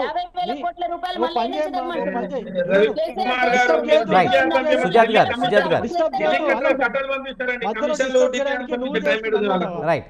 నువ్వు డిస్టర్బ్ చేసినట్టు మీ మంచిర్యాల ఎమ్మెల్యే కాంగ్రెస్ ఎమ్మెల్యే గారు అక్కడ ఉన్న ఎమ్మెల్యేలు వాళ్ళందరూ కూడా వీళ్ళకి చిన్న చిన్న కొన్ని మార్పులు చేస్తే కాళేశ్వరం లాభదాయకం అవుతుందని చెప్తున్నారు. దాని గురించి ఏమైనా పరిష్కారం ఆలోచించాడు. ఒకటి మీరు విచారణ కోసం అడుగుతున్నారు, ఓకే ఓపెన్ చేయండి, మరి సిబిఐకి ఇక్కడ విచారణకు ఓపెన్ చేయండి, సిబిఐని రాష్ట్రంలో ఎంట్రీకి ఓకే చేయండి. ఓకే చేస్తే మీకు ఓపెన్ చేసే దమ్ము లేదు కదా, సిబిఐ ఇక్కడ రాష్ట్రానికి రానియండి, మీకు దమ్ము లేదు, మీకు దమ్ము లేదు. మీరు సిబిఐని ఇక్కడ ఓపెన్ చేయండి, సిబిఐకి మీరు కాన్సెంట్ ఇవ్వండి, మీరు సిబిఐకి కాన్సెంట్ ఇవ్వరు, మీరు సిబిఐ కాన్సెంట్ ఇస్తే సిబిఐకి కాన్సెంట్ ఇస్తే నువ్వు సిబిఐకి విచారణ కాన్సెంట్ ఇస్తే మీ నేత బ్యాగులు పట్టుకొని పోయినంత బయటపడుతుంది, ఈ బ్యాగులు పట్టుకొని పోయినంత బయటపడుతుంది. సిబిఐకి మరి సిబిఐ కాన్సెంట్ ఇవ్వు, సిబిఐ కాన్సెంట్ ఇవ్వు. రైట్. సుజాత గారు ఇంకో విషయం, లాస్ట్ ఫైనల్ ఒక నిమిషం. ఇప్పుడు గోద్రా సంఘటన గురించి మాట్లాడారు మిత్రుడికి చిన్న సమాధానం. గోద్రా సంఘటన గురించి మాట్లాడు 45,000 మంది దగ్గర నుంచి 45,000 మంది దగ్గర నుంచి అఫిడవిట్లు తీసుకున్నది విచారణ కమిషన్, నానావతి శాఖ కమిషన్. ఒక్కరిద్దరి దగ్గర నుంచి కాదు, ఒకరిద్దరి దగ్గర నుంచి 45,000 మంది దగ్గర నుంచి తీసుకున్న తర్వాత అది కాదు. అంటే నానావతి కమిషన్ విచారణే చేయలేదు అంటున్నారు మీరు. 45,000 రవికుమార్ గారు మనకు టైం అయిపోయిందండి. ఫైనల్ దర్శన్ గా రాజు నాయక్ గారిని తీసుకుందాం. రాజు నాయక్ గారు, ఈ కాళేశ్వరం ప్రాజెక్టు వలన పెద్దగా ఉపయోగం లేదు, దీనివల్ల లాభం కంటే నష్టమే ఎక్కువ జరుగుతుంది, ఇలాంటి ప్రాజెక్టుకి రిపేర్లు చేయించినా వేస్టే అనే విధంగా కాంగ్రెస్ నాయకురాలు మాట్లాడారు. ఎలా చూడాలి మరి దానికి, ఏం చెప్తారు? కాంగ్రెస్ నాయకురాలు మాట్లాడిన దాని కానీ కాంగ్రెస్ ముఖ్యమంత్రి గారు మాట్లాడిన దాని కానీ ఎలాంటి పొంతన లేదు. ఎక్కడైతే సూర్యాపేట తుంగతుర్తి సూర్యాపేట మీరు అక్కడి నుంచి ఇక్కడి వరకు తీసుకుంటే ఉత్తర తెలంగాణలో వరప్రదాయనిగా ఉన్నటువంటి ఈ కాళేశ్వరం పైన బురద జరుగుతున్నారు. రేపు ఖచ్చితంగా కమిషన్ ముందు, ప్రజల ముందు కమిషన్ పెట్టబోయే రిపోర్ట్ కూడా ఉండబోతుంది. కేసీఆర్ గారు చెప్పబోయేది ఎట్లా ఉంటది రేపు, ఎందుకంటే తినబోయే ముందు రుచులు ఎందుకు అన్నట్టుగా ఖచ్చితంగా తెలంగాణ వరప్రదాయమైనటువంటి కాళేశ్వరం పైన మట్టి పోస్తూనే ఉన్నారు వీళ్ళు. తెలంగాణ రైతుల నోట్ల మీద మట్టి కొడుతూనే ఉన్నారు. ఒకవైపు ఏమో ఇంజనీర్లు ఏమంటున్నారంటే తెలంగాణ రాష్ట్రానికి సంబంధించినటువంటి ఈఎన్సీలు, సిఈలు, చీఫ్ ఇంజనీర్లు, ఇరిగేషన్ డిపార్ట్మెంట్ అందరూ ఏమంటారంటే సార్ పగళ్ళు ఎక్కడైనా సర్వసాధారణము, దాన్ని రిపేర్ చేసుకున్నటువంటి మెకానిజం ఉంది. రిపేర్ చేసుకోవడానికి కాళేశ్వరం ప్రాజెక్ట్, ఏ ప్రాజెక్ట్ అయినా సరే ఒక ప్రాజెక్ట్ రూపొందించేటప్పుడే దాన్ని ప్రతి సంవత్సరము రిపేర్ చేసుకోవడానికి, దాన్ని మెయింటెనెన్స్ చేసుకోవడానికి కూడా ఒక బడ్జెట్ అలొకేషన్ ఉంటది. ఆ బడ్జెట్ లో పెట్టి రూపాయలు తీసేస్తే ఇది కాళేశ్వరం నుంచి కావాలని నీళ్లు మొత్తం కూడా గోదావరి నీళ్లు వాళ్ళ గురువుకు పంపించడానికి కుట్రబన్ని దానికి తీసుకోవడానికి పంపిస్తున్నాడే తప్ప తెలంగాణ ప్రజలకు న్యాయం చేయడానికి చేస్తలేరు అనేది ఇక్కడ తెలంగాణ ప్రజలు. థ్యాంక్ యూ రాజు నాయక్ గారు, మనకు టైం అయింది. థ్యాంక్ యూ వెరీ మచ్ రాజు నాయక్ గారు, అలాగే శంకరాల రవికుమార్ గారు, కలవ సుజాత గారు, అలాగే తాటికాల జయరాం గారు. థ్యాంక్ యూ వెరీ మచ్ అండి డిబేట్లో పాల్గొన్నందుకు. ఇది ఇవాల్టి బిగ్ టాక్. చూస్తూనే ఉండండి స్వతంత్ర.